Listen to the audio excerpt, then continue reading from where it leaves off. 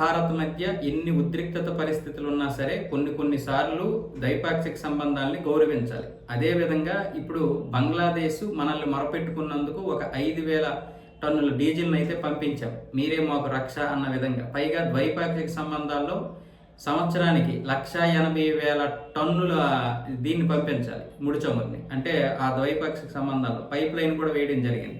అందుకే మీరు తక్షణ అవసరాల కోసం 5,000 టన్నులు పంపించండి అంటే పంపించారు మన వాళ్ళు.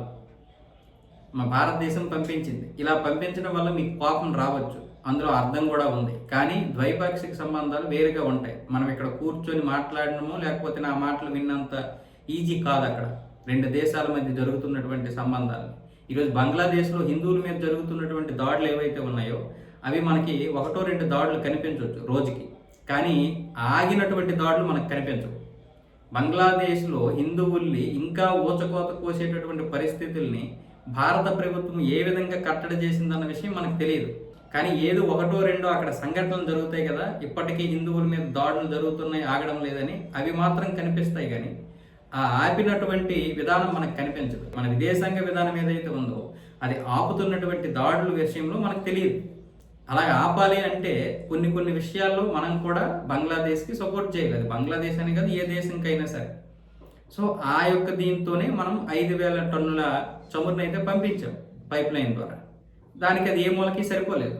అందుకే భారతదేశాన్ని మరికొంత పంపించండి అని అడగడమే కాకుండా రష్యా దగ్గర మేము చమురు కొనుక్కుంటాము, మీరు అనుమతులు ఇవ్వండి అని అటు ట్రంప్ను కూడా రిక్వెస్ట్ చేస్తున్నారు. ఇప్పటికైతే ఆంక్షలు అయితే భారతదేశానికి సడలించమని చెప్పారు కదా, ఇటు బంగ్లాదేశ్కి కూడా ఇప్పుడు ఆంక్షలు ఉన్నాయి, అన్ని దేశాలకు కూడా. సో ఆ ఆంక్షలను సడలించమని ఇప్పుడు బంగ్లాదేశ్ ఆర్థిక మంత్రి అమీర్ ఖోస్రూ మహమ్మద్ అయితే అక్కడ అమెరికా రాయబారి బ్రెంట్ డి క్రిస్టన్సన్ అయితే అడగడం జరిగింది. ఆయన కూడా సానుకూలంగా స్పందించి సరే అని చెప్పాడు. సరే అని చెప్పకపోతే ఏం చేస్తుంది. కానీ ఏదేమైనా సరే రష్యా దగ్గర ఇప్పుడు కొనడం అనేది తక్కువ ధరకైతే రాదు. ఆల్రెడీ ఇప్పుడు వాళ్ళు కూడా $100కి పెంచేశారు. ఎందుకు? ఉద్రిక్తత పరిస్థితుల మధ్య క్రూడ్ ఆయిల్ పెరిగిపోయింది, ఏది హార్మోన్ జలసంధి వల్ల. కాబట్టి ఇప్పుడు వాళ్ళు కూడా ఇంతకుముందు రాయితీలు ఇచ్చారు కదా, ఆ నష్టాన్ని భర్తీ చేసుకుంటుంది రష్యా. ఇప్పుడు మీకు ఎలా తక్కువకి ఇస్తారు? కాకపోతే ఆయిల్ కొనుక్కోవడానికి మీకు ఒక అవకాశం ఉంటుంది. అయితే బంగ్లాదేశ్కి ఇప్పుడు రష్యా అమ్మినా, మిగతా గల్ఫ్ దేశాలు అమ్మినా, మిగతా మార్గాల నుంచి చమురు వచ్చినా అది సరిపోదు. ఎలాగైనా సరే మళ్ళీ బంగ్లాదేశ్కి భారతదేశం సపోర్ట్ కావాలి.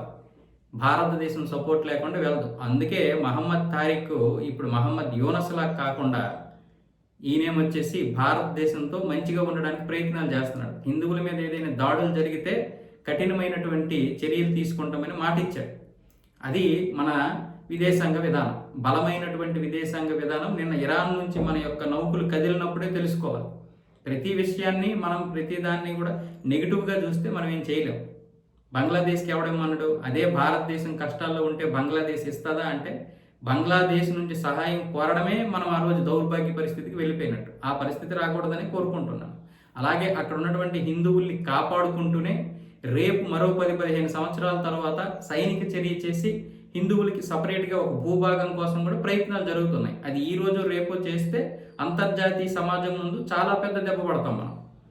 ఆర్థికంగా ఎదుగుతున్నటువంటి దేశం ఇలాంటి తప్పుడు నిర్ణయాలు తీసుకోకూడదు. ఆర్థికంగా ఎదిగిన తర్వాత మనం ఇక పర్వాలేదు, అభివృద్ధి చెందాము, ఇక మన జోలికి ఎవడు రాడు. ఇప్పుడు చైనా జోలికి ఎవడైనా వెళ్తాడా? అమెరికా జోలికి ఎవడైనా వెళ్తాడా? అభివృద్ధి చెందిన యూరప్ జోలికి ఎవడైనా వెళ్తాడా? అలాగే భారతదేశం జోలికి కూడా వెళ్తే చాలా కష్టం అన్న విధంగా ఉండాలి. యూరప్ దేశాలు ఎంత అభివృద్ధి చెందినా జనాభా పరంగా చాలా తక్కువ. ఇప్పుడు 27 దేశాల్లో 40 కోట్ల మంది కూడా లేరు. కానీ అదే భారతదేశం అభివృద్ధి చెందితే చైనా మాదిరిగా వెళ్తుంది. అలా చెందాలంటే ఇప్పుడు ప్రతి దేశంతో కయ్యానికి కాలు తవ్వకూడదు. అందుకే దౌత్య సంబంధాలు చాలా క్లిష్టంగా ఉంటాయి. అవి మనకి కనిపించినంత ఈజీ ఏం కాదు. చూడడానికి మాత్రం ఎందుకు పనికిరానిలాగా ఉంటాయి.